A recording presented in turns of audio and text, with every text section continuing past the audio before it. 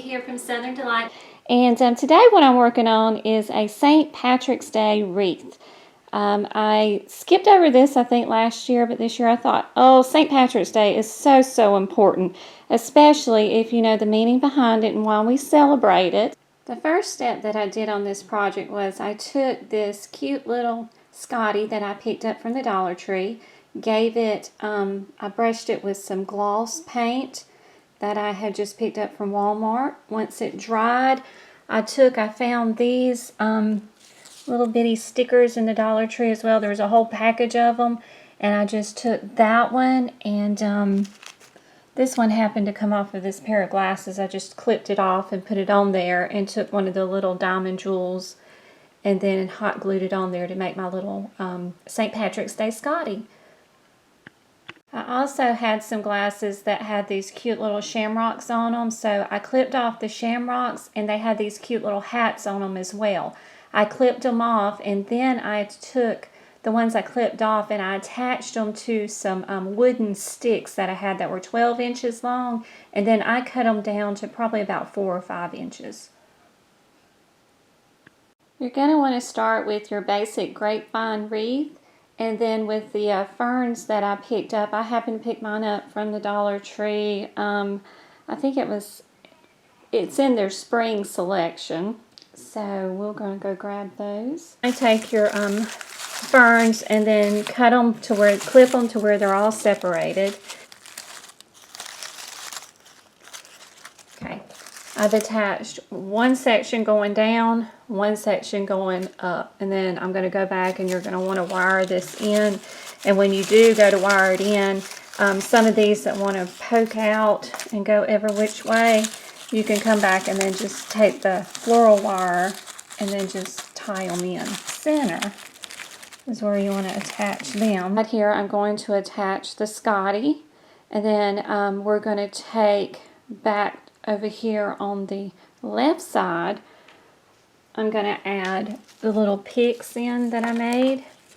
We're just going to stick those. I'm going to do the shamrock with the coin that I hot glued on it, like in the center, and then up above it I'm going to take the two little hats that I clipped off from the glasses as well. I think that some of the craft stores were selling these already on the little sticks, and or the little picks like this, little St. Patty's Day picks.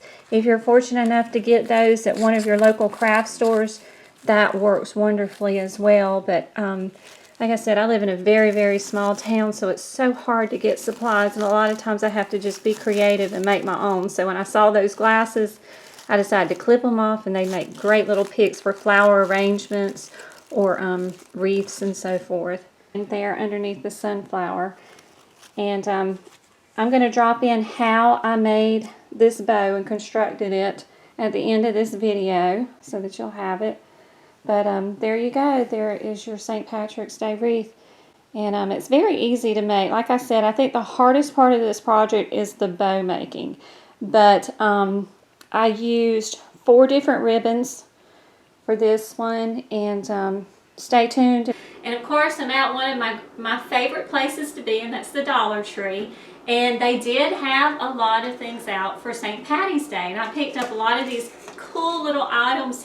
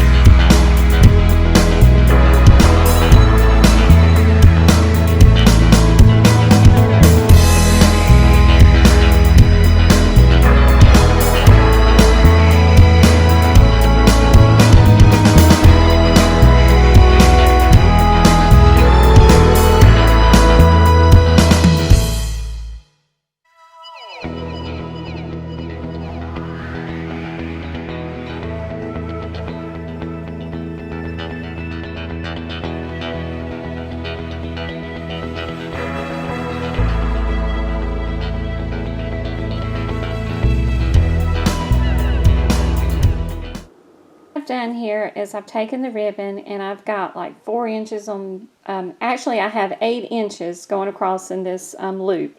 And I did 3 loops like that, 8 inches each, because I'm going to want 4 inches per side. And just take your ribbon and clamp it right here in the middle, and then once I get those 3 loops, I'm going to take and I'm going to cut the ribbon while still holding on to the center part here. Polka dot ribbon, we're going to do 6-inch loops, and I'm going to go down and I'm only doing 2 loops on it, and then we're going to attach it to the top of this one. Now this one does have a pattern on it, and the pattern is not on both sides, so you're going to want to twist your ribbon when you go to make the second loop. Give it kind of a little twist in the center and then make it. Okay, the chevron print one, I only did 2 inches, which is a 4-inch loop, and that gives me 2 ruffles of 2 inches apiece on each side. And then I'm gripping it, and just make sure that your patterns are facing out. You have to twist the ribbon if you have some pattern sometimes, but don't worry, because when you twist it, make sure that that twist area is in the center there. And then you can see, and now I'm going to take my rubber band and just put around all of these guys. Okay, and your bow will probably start looking something like this, and if you have excess, you want to trim it off, like I had some excess here, and then start spreading and fluffing. Just pull them and fluff them out, and I usually like to take, and when I'm fluffing them, pull them in opposite directions. Okay, now you're going to want to make the tail. How I did that, you just want to take your ribbon and use probably, I've got 3 different colors. And if you're running short on ribbon, too, another idea, that's why I kept this one on hand, because sometimes I don't have enough after I make this to complete it with the tails hanging down. But this makes a really good alternative if you don't have enough of this, because this is Dollar Tree ribbon and sometimes it's not enough. And so I picked this up, is why I told you to have 4 on hand. Because this, for the tail, this ribbon probably needs to be at minimum probably 16 inches when you go to tie it off. And you're going to want to use the 3 colors. I mean, you can use 2 at minimum, but I used the 3. And I just cut off strips of them. I think I probably had 16 inches. And then take the strips, just cut them off, like all 3 of them. I mean, you can just grab them like that, the 3 of them together, measure 16 inches, just place it over the center here and tie it off, and then you'll have them draping down. And then we're going to go back once we've tied it, after it's draped down, and even off the edges. And to even off the edges, just take your ribbon and fold it in half. Make sure that it's even there. Take your scissors, and you want to cut it at an angle. It up. You've got your edge to your ribbon. Okay, and for the last step, I just took and hot glued one of the coins in the center. Just gave it a little bit more pizzazz.